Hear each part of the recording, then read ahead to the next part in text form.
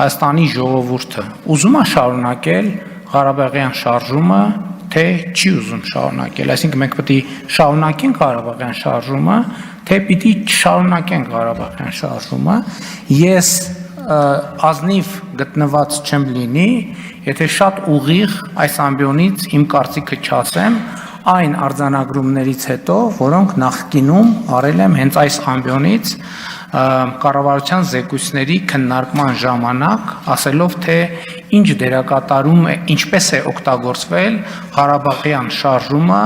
Հայաստանի պետականության չկայացման ճանապարհին։ Եվ ես առանց սեթևեթանքի